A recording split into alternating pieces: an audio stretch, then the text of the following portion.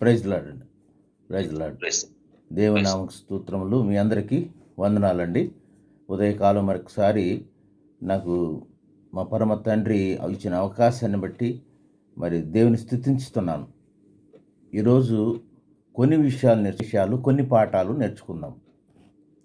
మన పరిశుద్ధ గ్రంథం కొత్త నిబంధనలు సుమారుగా 6 మెంబర్స్ మరియలు, 6 మరియలు ఉన్నారు. అందులో యేసు తల్లి మరియ గురించి మన జీవితాల్లో నేర్చుకోవలసిన కొన్ని పాఠాలు, దాని గురించి నేర్చుకుందాము.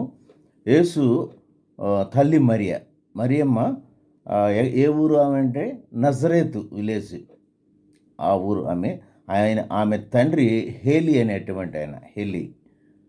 అలాగే మరియా అంటే అర్థము బిటర్నెస్, చేదు.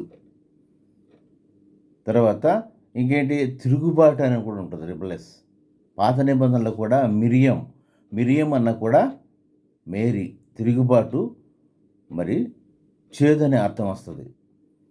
ఈ చేదు అనే అర్థం కలిగినటువంటి మరియా దేవుని దృష్టిలో దయాపాత్రురాలు.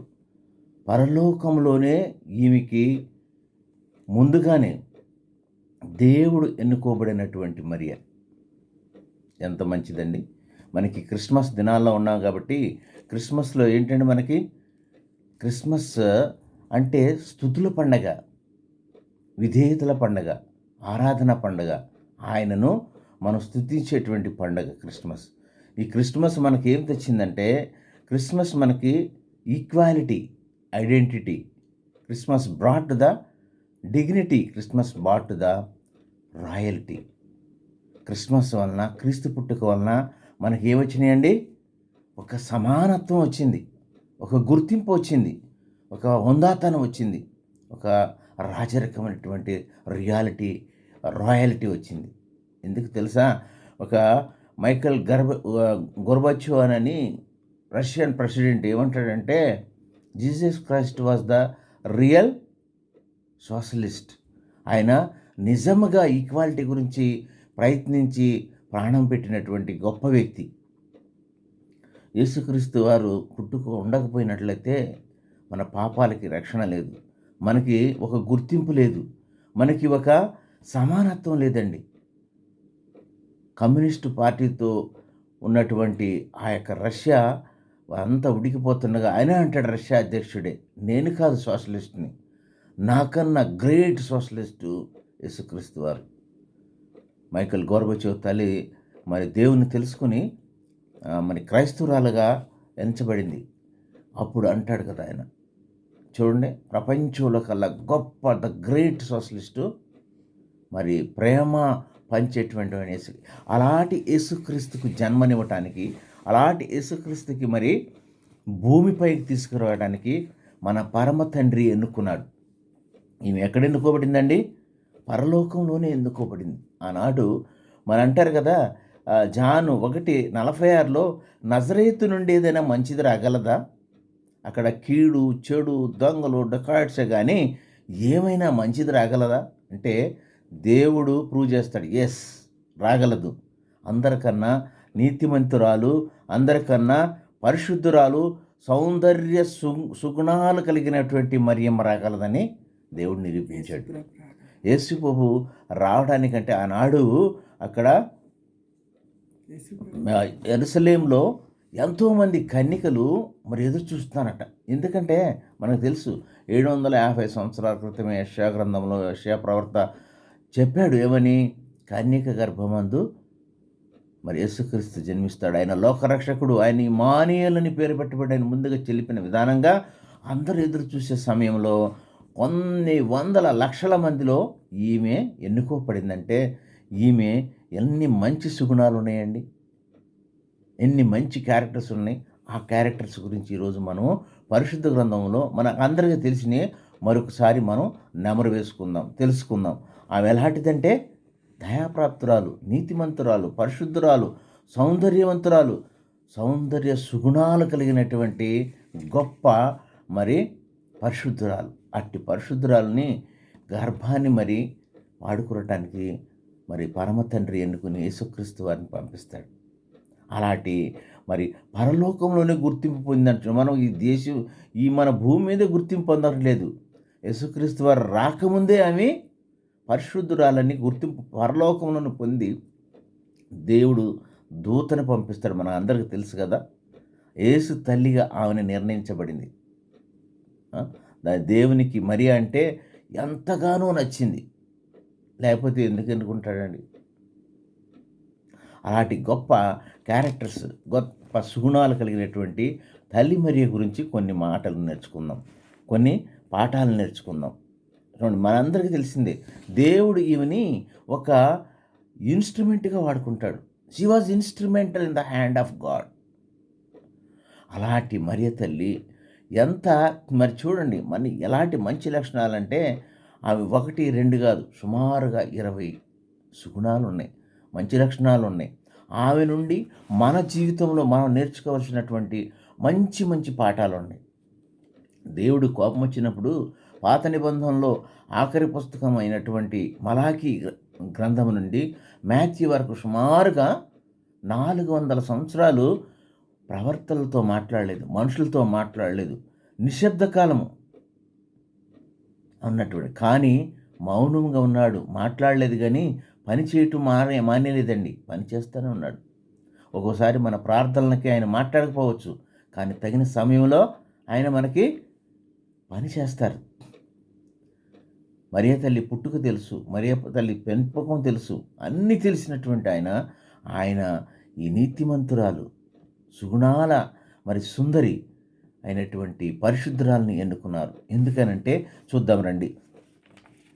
దేవుని చేతిలో ఎన్నికైన మరియ మనకు తెలిసిందే.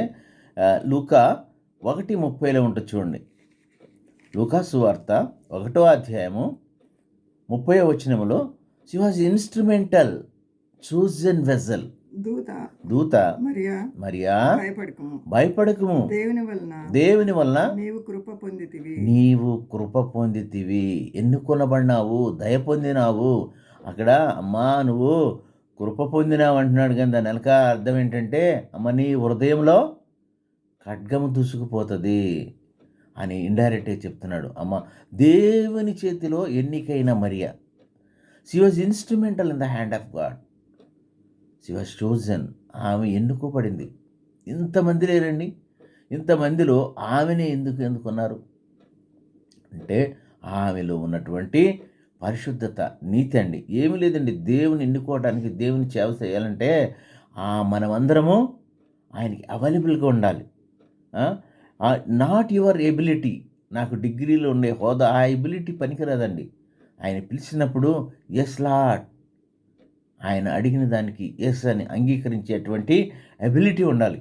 మనకు తెలుసు కదా, సమూయేలు గారు చిన్న బాలుడుగా ఉన్నప్పుడే ఆయన ప్రభువు పిలుస్తుంటే ఆయన అంటాడు, ఎస్ లార్డ్ ఐఎమ్ అవైలబుల్, నేను వింటున్నాను ప్రభువా, నీ సేవకు నన్ను వాడుకోమంటాడు. ఒకటి ఏంటండి, దేవుని చేతిలో ఎన్నికైనటువంటి మరియ తల్లి, she was instrumental chosen vessel. రెండవదిగా దేవుని వాక్యము ఎరిగి ఉన్న, తెలిసి ఉన్నటువంటి మరియ. ఆమెకి దేవుని వాక్యం అంటే ఇక మొజకెల్లా కానీ, ధర్మశాస్త్రం కానీ, ప్రవచనాలు కానీ ఇవన్నీ కూడా ఆమె తెలుసు. అబ్రహాముకును తన సంతానముకును యుగయుగముల వరకును కరుణ చూపిస్తాడనే విషయం చూడండి. లూకా సువార్త 1వ అధ్యాయం 54, 55 వచనాలు చూడమ్మా. అబ్రహాముకును అతని సంతానముకును యుగాంతం వరకు తన కనికరము చూప జ్ఞాపకము చేసుకునని మన పితరులతో సెలవిచ్చినట్లు ఆయన తన సేవకుడైన ఇశ్రాయేలునకు సహాయం. చూడండి, ఈమెకు తెలుసు అంటే ఏమంటుంది కదా, అంటే ఆమె వాక్యం తెలుసుకుంది, వాక్యం భద్రపరుచుకుంది హృదయంలో.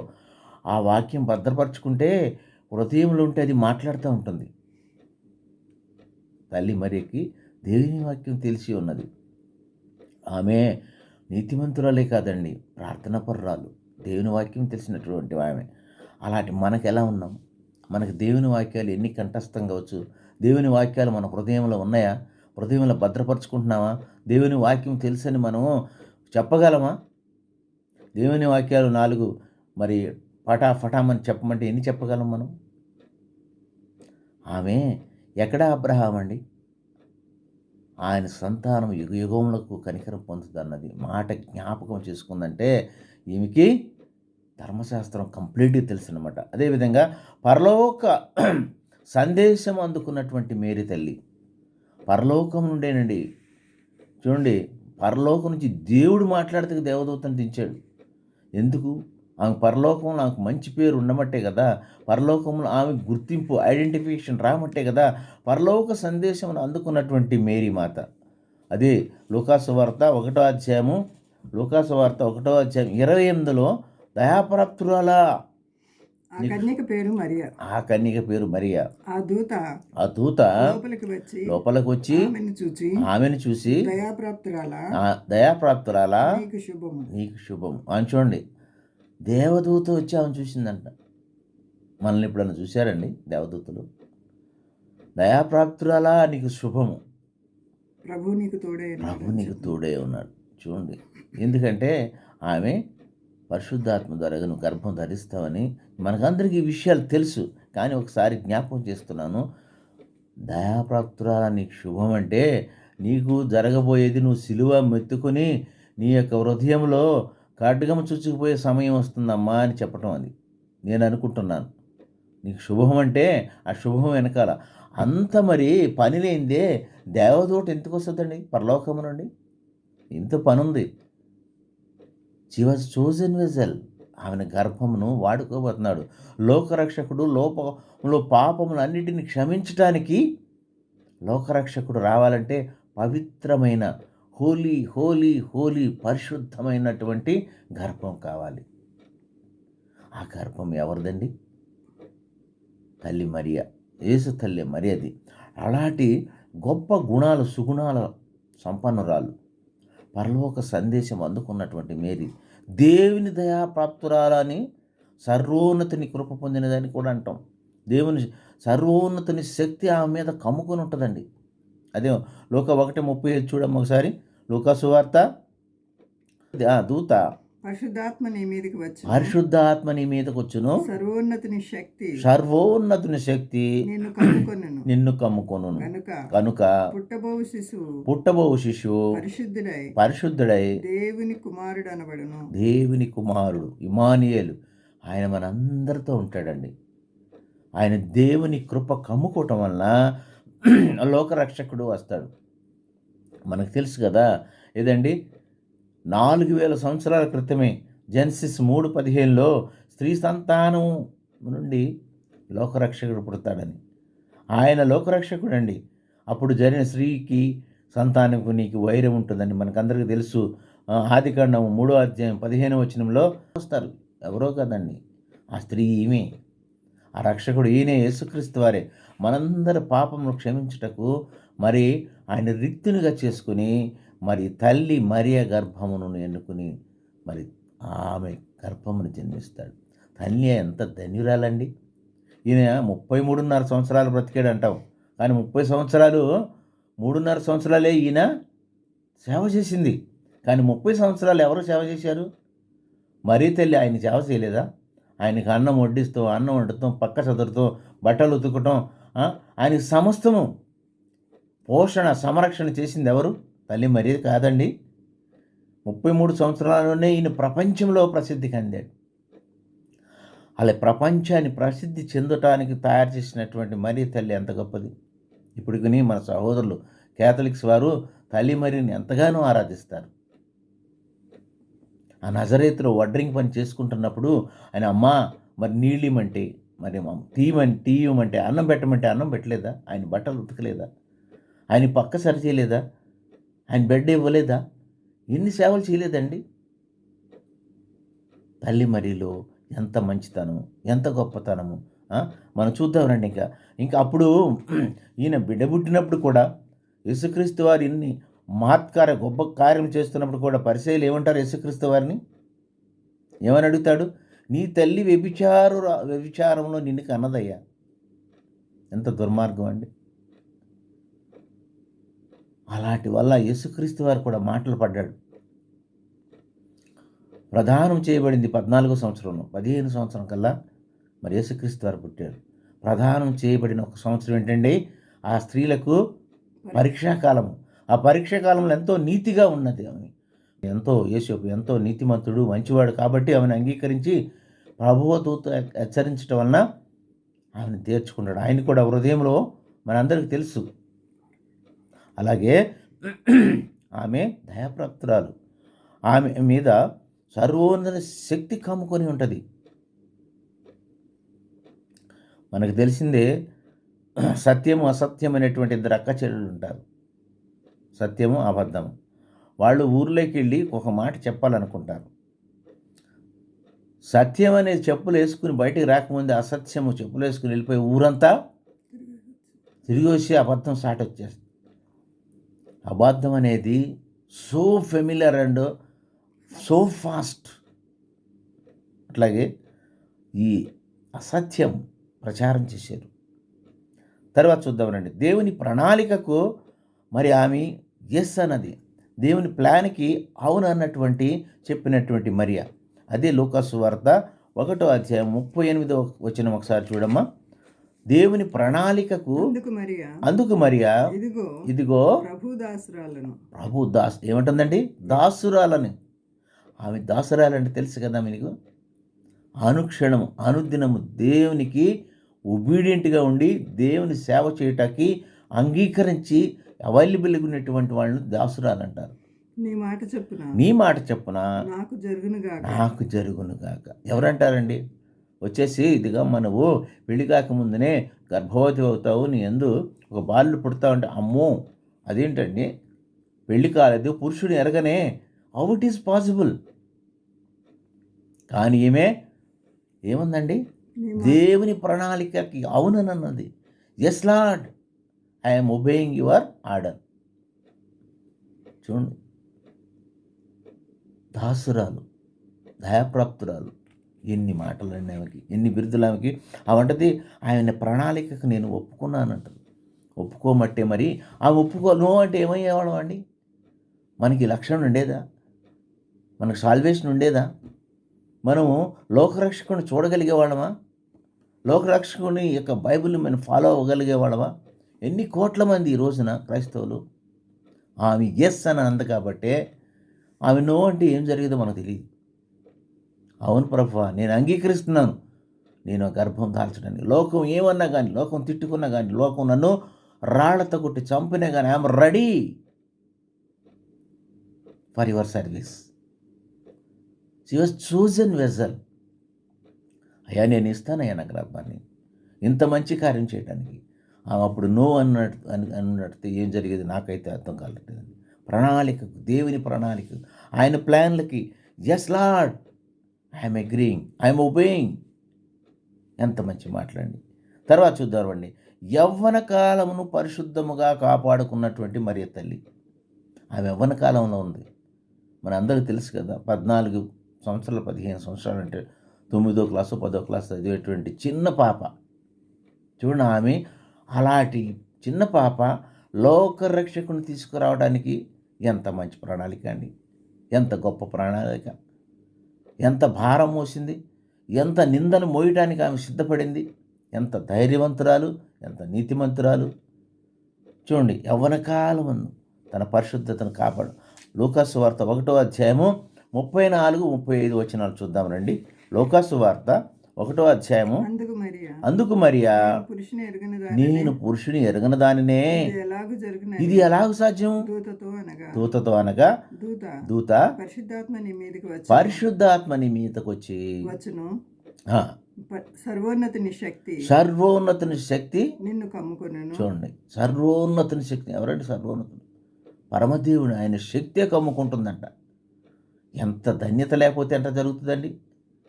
ఎంత హోలీనెస్ లేకపోతే, ఎంత పరిశుద్ధంగా లేకపోతే సర్వోన్నతుని హోలీనెస్ ఆమెని కమ్ముకుంటుందంట.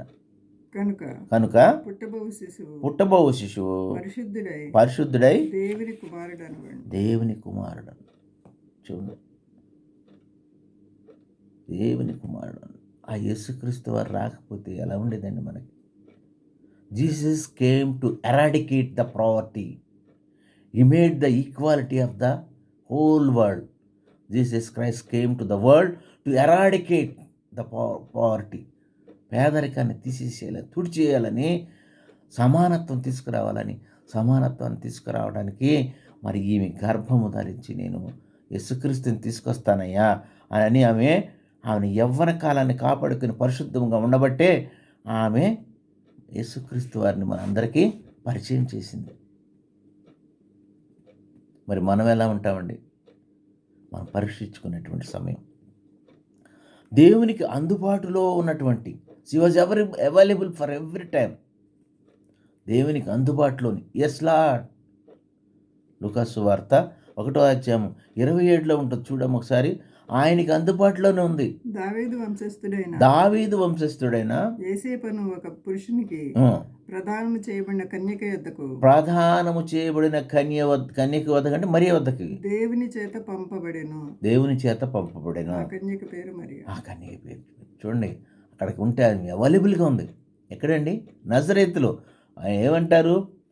నజరేతు నుండి ఏమైనా మంచిది రాగలగా? ఎవరంటారు? నతానియేలు గారు. అంత చెడ్డ ఊరే, అంత పాడైపోయింది. డొకాయిట్స్, దొంగలు, పనికి మాలినటువంటి వాడు. కానీ ఎవరు వస్తున్నారండి? అతి పరిశుద్ధురాలు, నీతిమంతురాలు ఎవరు వస్తున్నారండి? సౌందర్య సుగుణాల మరియ తల్లి వచ్చింది. 14వ ఏటనే ఎస్ లార్డ్, నేను అవైలబుల్గా ఉన్నాను ఆయన, నీ పనికి ఆయన అడిగినప్పుడు సమయం ఇస్తున్నది.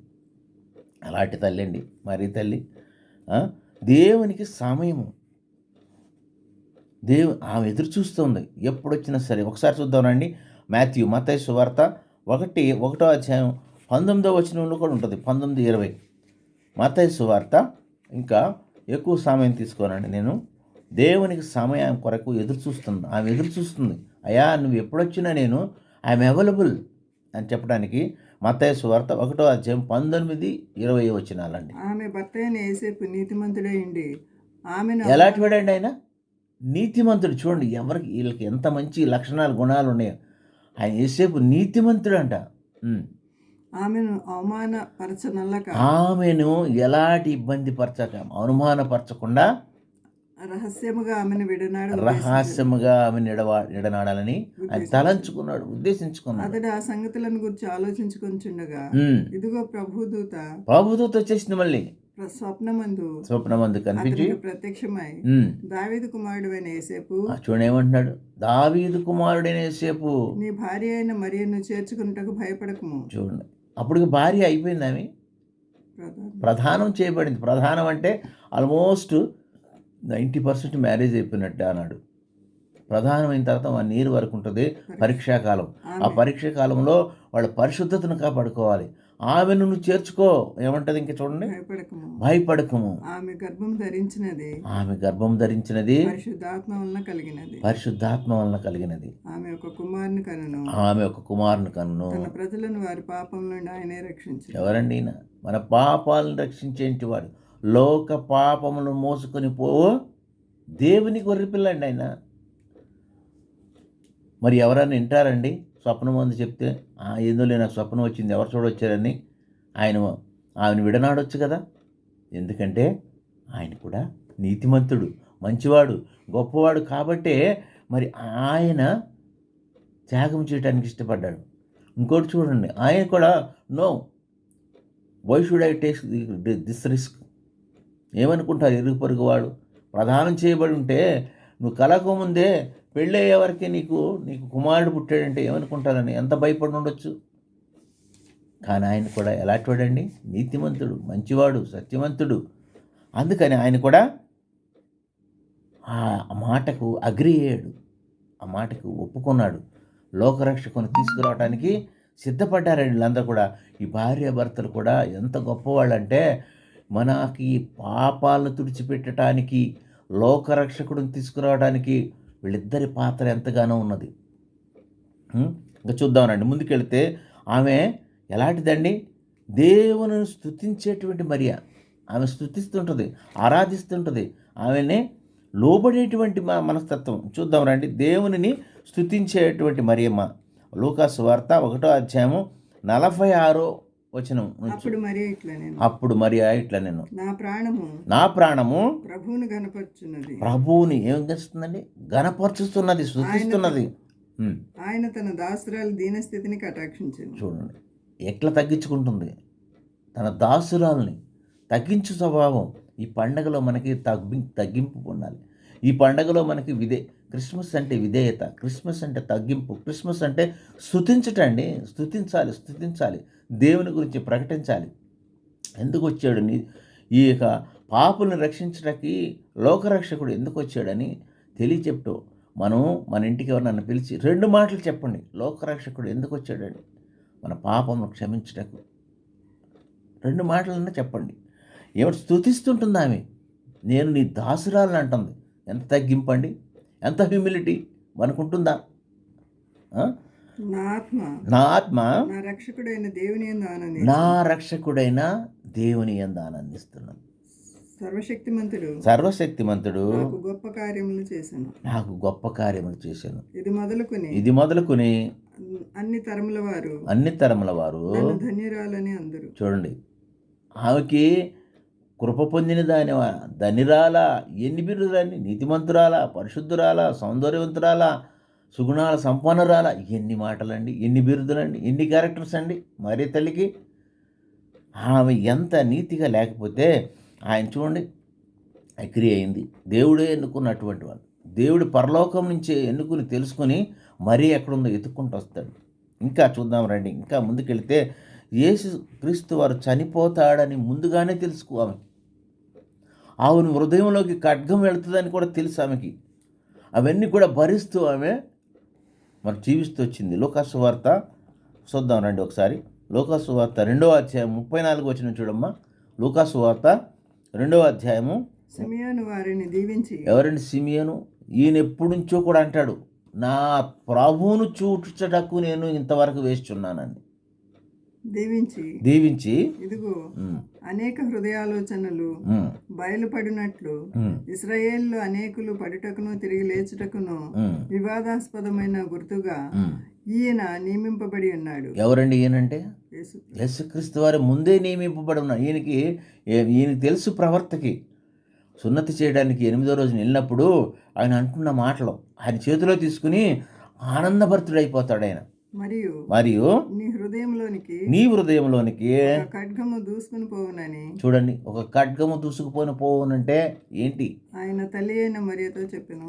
ముందుగానే తెలుసండి ప్రవచనాలు నెరవేర్చుటకు. ఇవన్నీ కూడా తల్లి మరీకి తెలియదా? ఆయన చెప్పినప్పుడు, అయ్యా నా హృదయంలో ఖడ్గం దూసుకుపోతాండి ఏంటంటే అడగలేదా?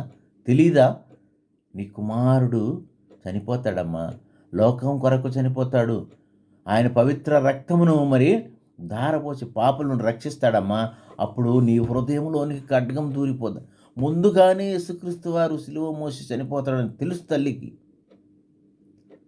ఎంతగా భరించిందండి, ఎంతగా రోధించింది. ఇంకా ఎన్నో ఉండేయండి, ఇంకా ఎన్ని. కానాను విందులో సమస్య పరిష్కారానికి యేసు వైపు తిరిగింది ఆమె. అక్కడ సమస్య వచ్చింది మనకు తెలుసు కదా. కానాను విందులో మరి ద్రాక్షారసం అయిపోతే చూడండి, యోహాను సువార్త 2వ అధ్యాయము 3వ వచనంలో ఉంటుందమ్మా. ఆ సమస్య వచ్చినప్పుడు ఆమె యేసు వైపు తిరిగింది. యేసు వైపు అయిపోయినప్పుడు యేసు తల్లి వారికి ద్రాక్షారసం లేదని ఆయనతో చెప్పగా యేసు ఆమెతో, అమ్మా నాతో నీకేమి పని, సమయం ఇంకనూ రాలేదనేను. చూడండి, ఆయన తల్లి పరిచారకులను చూచి ఆయన మీతో చెప్పున్నది చేయుడనేను. చాలండి. Thank you. ఆమె చూడండి, యేసుక్రీస్తు వారు ఈ పని చేయగలడని తెలుసు ఆమెకి ముందుగానే.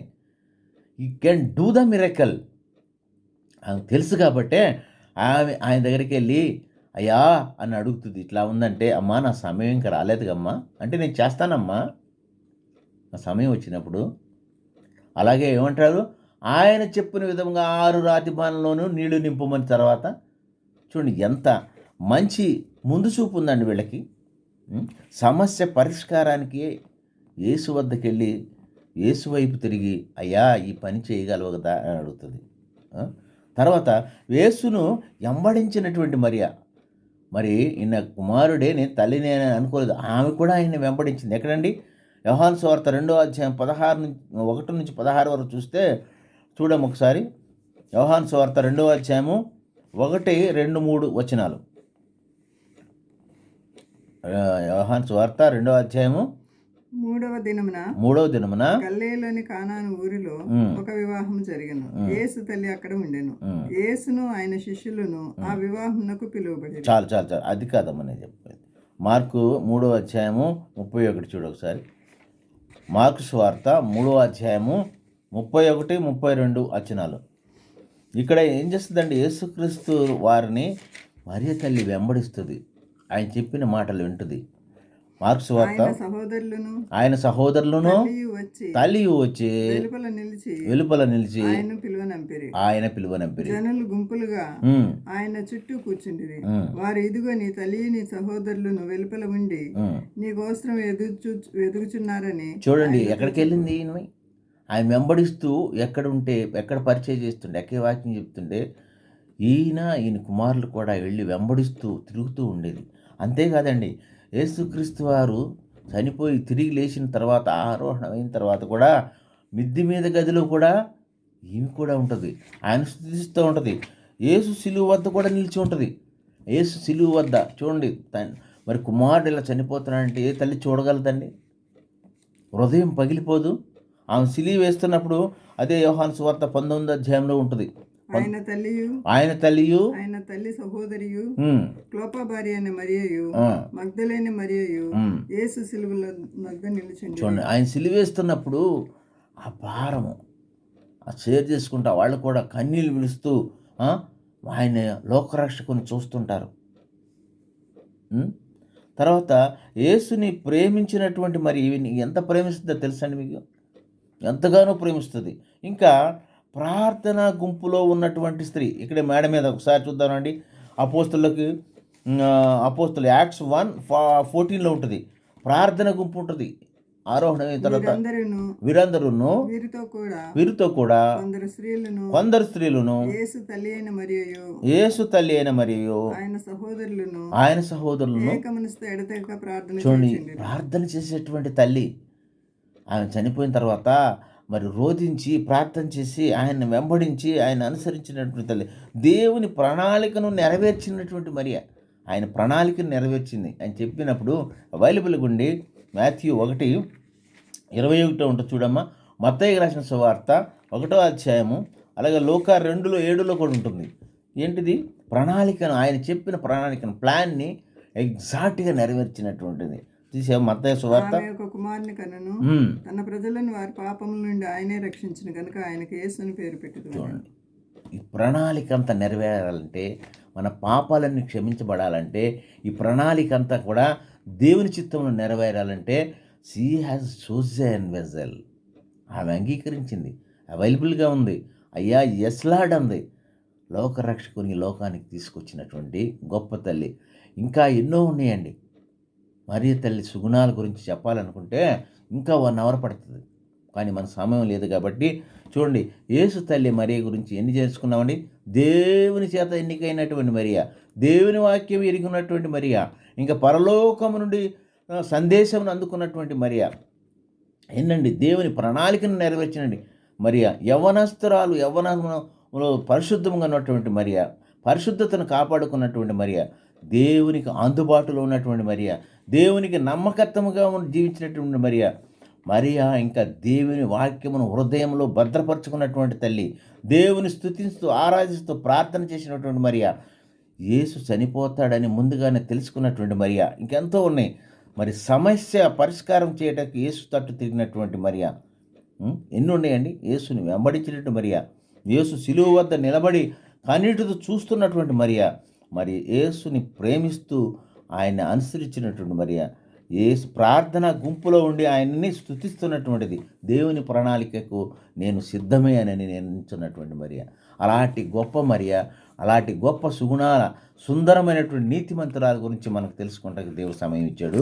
కొన్ని మాటలు దేవుడు దీవించునుగాక. అందరికీ వందనాలండి. అందరికీ వందనాలు.